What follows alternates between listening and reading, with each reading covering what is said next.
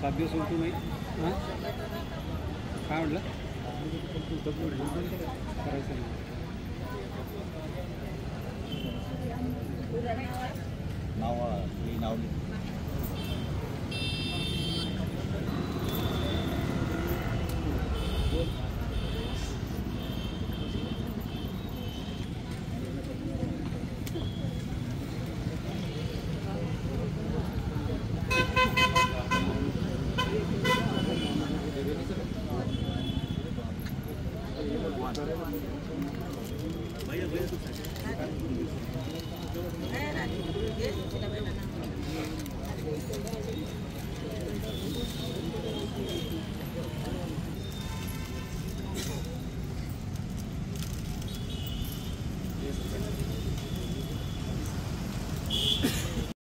खरं तर आदिवासी हा या देशाचा मूळ निवासी आहे.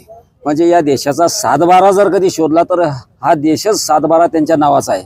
आणि असं असताना मौजे माळेगाव मोहेगाव या परिसरामध्ये अनेक वर्षापासून वन जमिनीवर स्वतःचे घर स्वतःची झोपडी बांधून आणि त्या ठिकाणची 1 एकर 2 एकर अशी जमीन त्यांनी काढून त्या ठिकाणी आपला उदरनिर्वाह करत असताना प्रशासनाने आणि राजकीय दबावात येऊन असंच म्हणेल की प्रशासनाने त्यांना कोणत्याही प्रकारची 15 दिवस अगोदर किंवा 3 दिवस सुट्ट्या असताना त्यांना नोटीस दिली आणि जसं आतंकवादी या देशामध्ये शिरलेले आहेत असे तिथे JCB घेऊन आणि त्यांचे जे काही पुढारी होते त्यांना तिथून तिथे हाकलण्याचा प्रयत्न केलेला आहे. त्यांना रस्त्यावर आणलेलं आहे.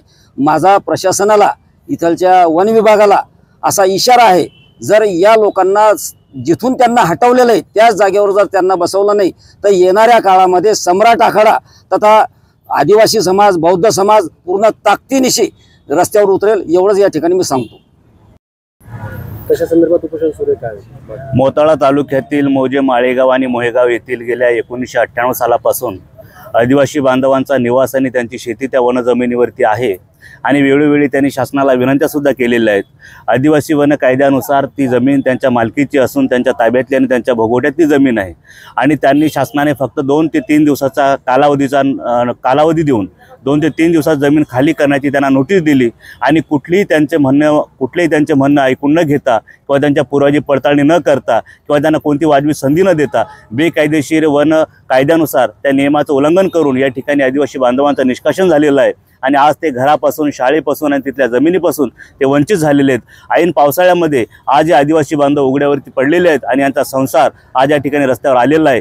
तरी माझी शासनाला विनंती असेल की आपण जे काही कायद्यानुसार आपण जे काही बेकायदेशीर कारवाई केली असेल तरी आमच्या आदिवासी बांधवांना पुनश्च शेती कसण्याची संधी द्यावी व त्या ठिकाणी निवास करण्याची संधी द्यावी अशी आमची सरकारकडे विनंती असेल.